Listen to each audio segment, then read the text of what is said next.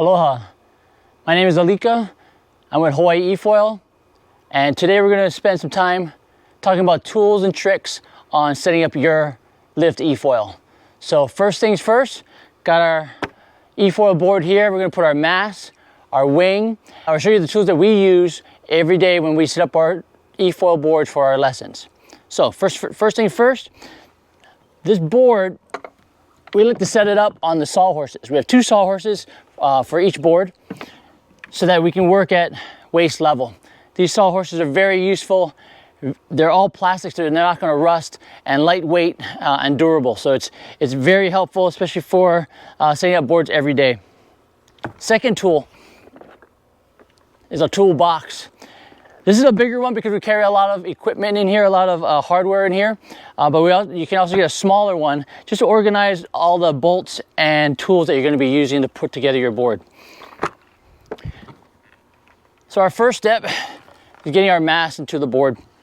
There's 4 bolts that attach this mast to the board. We're going to go ahead and set that in. Make sure our boot is in the hole, in the opening.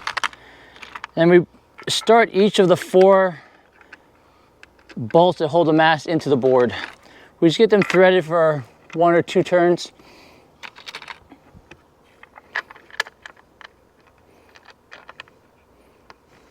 We always maintain a positive pressure on the mast so it doesn't fall over on you. And that way you also get the seat really well into the board. Now you're provided with Allen wrenches that you can use to tighten your bolts, but we like to use a ratchet set. This is just a simple Husky multi-tip ratchet set. Allows us to put these boards in pretty quickly. Some people use the power drills or impact drills. We don't think that's necessary. That's just overpowering it. A ratchet set makes it easier. You don't have to keep on releasing the wrench that's provided by the lift in your kit. One tip, when you're putting these bolts in, make sure you take them all the way until they stop and don't over tighten. If you over tighten them, you can damage the mast. If you don't tighten them enough, you can lose the bolt in the water.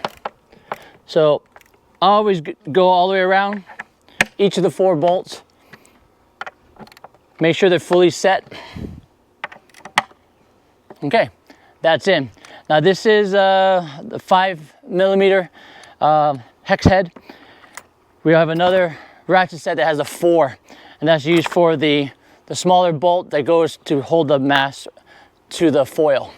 So our next step is to put the foil onto the mast.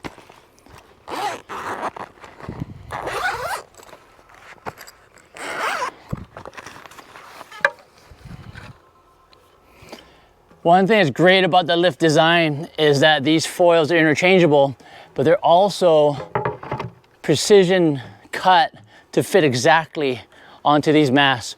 So they are snug at times. One thing you can do is just to push down on it. I would advise not using the bolts to squeeze it together. The bolt should be to fasten it, not to tighten it. Tighten the foil to the mast. So I grab my ratchet set here. I tighten 1 screw at a time.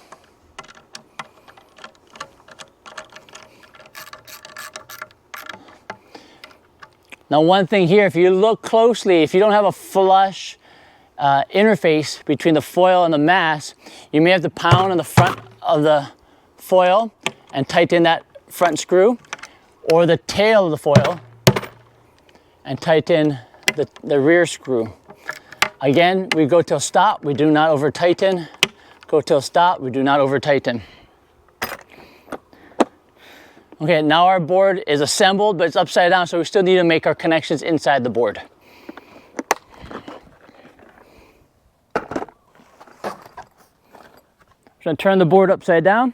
I find the easiest way to turn the board is to hold the middle of the board and the bottom rail, the bottom being where I'm going to be tipping it, and then use my other arm to grab the mast.